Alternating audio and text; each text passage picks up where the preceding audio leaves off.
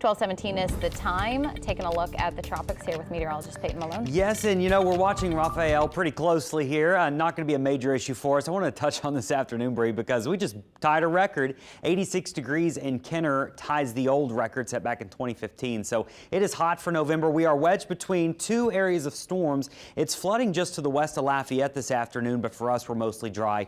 We stay mostly dry today and still plenty warm. I do have a chance for a couple showers this afternoon, but shouldn't be anything major.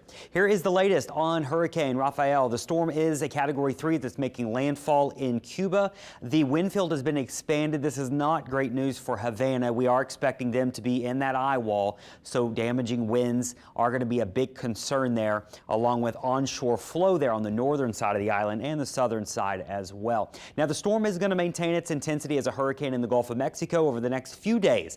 Tonight, it will be in the Gulf. Notice the westerly turn. Now, as the storm makes this westerly turn, that'll allow it to stay south of that wind shear for a little bit longer. So it will make another run, maybe at a Category 3 some point here. And then by the time we get into Friday night, I do think it's going to start to run into some of that wind shear. And notice it slows down, gets a little tug to the north, and maybe it really starts to weaken quickly. So we're still thinking that the weakening phase seems likely with this, and it's growing more confident that the storm is going to stay well south of Louisiana, meaning it will probably never come directly at us and make landfall. Now, when you look at your tropical models, they are still all over the place, but the reason they're all over the place is because they all weaken this thing, or at least most of them weaken this thing. The ones that send this thing south, like what you're seeing here, those are the models that stay stronger, keep it as a hurricane longer. So a stronger storm would likely take a route south, whereas a weaker system gets tangled up in that wind shear and gets kind of destroyed and pulled up across parts of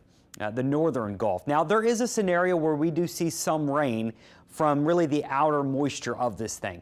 So here we are, Thursday afternoon. You can see that's a hurricane in the Gulf, way far away from us. I zoomed out here because this is interesting. A hurricane in the Gulf of Mexico, and it's snowing up in the Texas Panhandle. That's November for you, I guess. And this is Friday morning. You can see there, it's still probably a hurricane, but then this is when it starts to get wrapped up in that wind shear. We may see some of that moisture tug to the north, and ahead of this front, which will approach us on Sunday, that may bring us a couple showers or thunderstorms. Now, right now, the rain chances are higher out west, but I do have a scenario where we get a little bit more rain on Sunday, maybe early Sunday morning with some rain lingering into Sunday afternoon. But you can see there, it's never a substantial rain event or wind event for our area. So at the moment, we're still looking like minimal impacts for the area, but I do see a chance of maybe a few showers this weekend, especially late Saturday into Sunday. So if you got plans, maybe you're going to LSU and Bama up in Baton Rouge, I'm feeling okay. There is a chance for rain, but we're doing okay with regard to like strong winds and flooding rain at this point. And then Sunday, maybe some rain as well, depending on how much of that moisture, if any of it, gets pulled in our direction.